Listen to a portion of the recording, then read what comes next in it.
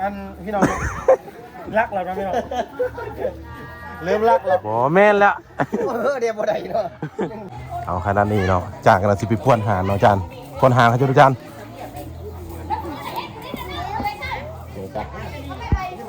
นี่มันหอมเลยพี่น้องเนาะหอมแล้วบ่นี่หอมแล้วก็ป้วนล่ะถึงเวลาต้องป้วนหานละแต่จุดจะกลางของ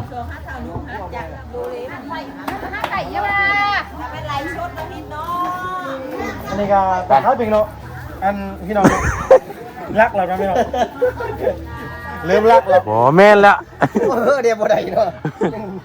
มันสิบ่เห็นแล้วซะดอก บ่ได้เด้ คือเขาซื้อกินเลาะไปในบ้าน เย็นๆอันน่ะ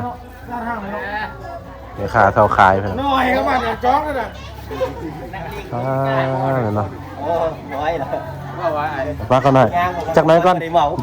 จักกันย่างไปเลยตายๆเพิ่นเด้อย่างไปตายนึงก่อนอาหารกันกินพี่น้อง เอาเว้นมาเจ้านะเนาะ ย่างไปตายเอาพี่น้องย่างมันจะตายก้อนมื้อนี้นะกินยังนี่นะ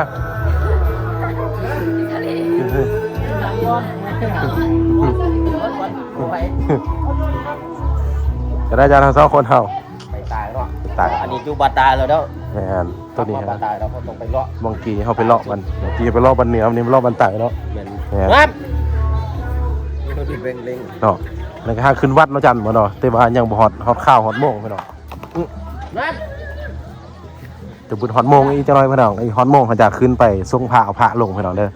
อีกจังน้อยถ้ามันยังบ่ฮอดเด้อ หม เนาะ ดเวลาครับ ฮอดเวลาอัสมาพาขวัญเนาะ หมดเวลา แม่น อันสมอาหารขวัญ แม่นเนาะอีกจังน้อยพี่น้องเฮาย่างไปก่อนเนาะนี่อัน เอา ให้ เรียนได้อยู่ตา อยู่ตา เดี๋ยว นี่ นี้พวกน้องกัน อยู่ตานี่ตึงป้าโหเดี๋ยวขายเดี๋ยวบ่เครื่องนะพี่น้องเจ้าของหานอยู่นะ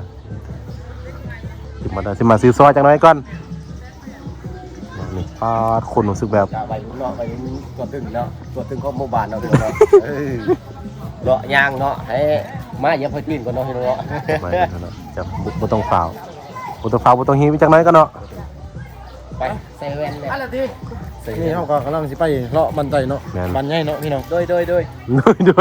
เลาะตูดย่างเดียวพี่น้องเพราะว่าต้นนี้เฮายังสดอยู่นะ สดสาวว่างเนี่ย รอตายก่อน